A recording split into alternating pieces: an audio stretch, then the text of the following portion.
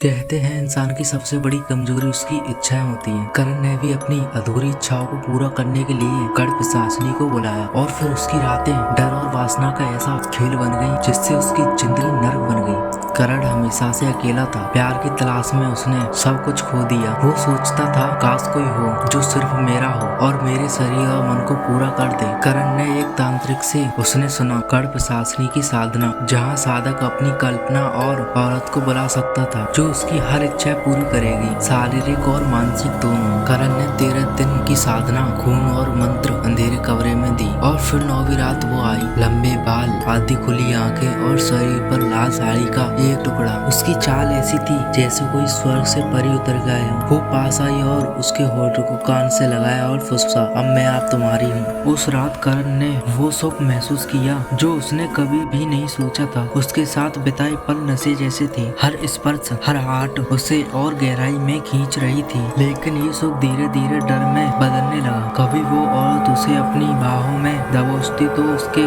नाखून उसकी पीठ चीर देते, कभी उसके चुम्बन होठों पर नहीं गले पर होते और वहाँ से खून गिरने लगता। सुबह उठकर करण अपने शरीर पर खरोंचों और दांतों के निशान देखता, लेकिन रात को जैसे ही वो औरत आती वो खुद को रोक नहीं पाता। उसकी लत लग चुकी थी। ये सिर्फ प्यार नहीं था, ये वासना का जाल था। धीरे धीरे पिशाचिनी ने और मारना शुरू किया। उसने कहा, अगर मुझसे और सुख पाना है तो दूसरों का खून मेरे लिए लाओ। पहले करण ने इनकार किया, लेकिन उस औरत की बाहों का ख्याल आते ही उसका इनकार टूट गया। वो गली के कुत्ते की बलियां देने लगा। हर बार खून बहाने के बाद पिशाचिनी उसे और गहरे खून में डुबा देती। उसके होठों पर मुस्कान और आंखों में भूख साफ दिखती। एक दिन करण की बहन घर आई। रात को पिशाचिनी उसके पास आई और बहन की ओर इशारा करते हुए बोली, आज मुझे उसका खून चाहिए और तब मैं तुम्हें वो सुख दूंगी जो इंसान कभी नहीं सह सकता। करण कांप गया। उसने मना किया, लेकिन औरत हंस पड़ी और उसके कान में फुसफुसाया, तुम्हारे पास कोई ऑप्शन नहीं है। सुबह कमरे का दरवाजा टूटा, सिर्फ खून से लाल था। करण और उसकी बहन दोनों गायब थे। लोग कहते हैं आज भी उस हवेली से रात को एक औरत की धीमी आवाज आती है, अब मैं सिर्फ तुम्हारी हूँ।